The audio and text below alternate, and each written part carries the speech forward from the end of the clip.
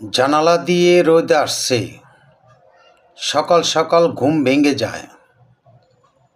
মাহবুব গত 1 মাসে রাত বেশ দ্রুত ঘুমিয়ে পড়ে, আবার উঠেও তাড়াতাড়ি। এই মুহূর্তে কাজ চাপ একটু কম। এর আগে সারা রাত কাজ করে প্রায় সকালের দিকে ঘুমাতে হতো। সেই সময় দিনগুলো ধরল গেছে খুব। মাহবুব পরিশ্রম বিশ্বাসী। সে জীবনে যতটুকু উন্নতি করেছে তার পিছনে ছিল কঠোর পরিশ্রম। সে জীবনে যতটুকু উন্নতি করেছে তার পেছনে ছিল কঠোর পরিশ্রম। অলস্যকে বিন্দুমাত্র প্রশ্রয় দেননি কখনো সে। পেয়েছিল সেই জানালার একটি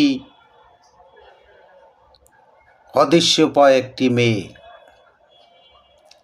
তার পিছনে জানে নিজ কাজ না করলে তার প্রতিষ্ঠানের কর্মীরা ফাঁকি দেবে,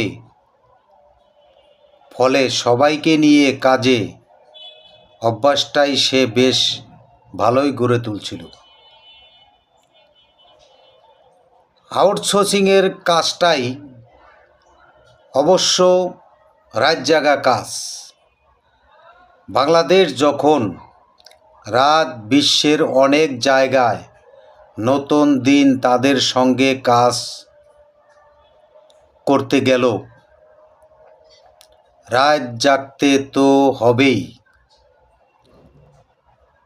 কাজ পেতে গিয়ে কত রাতের পর জেগে যায় সে।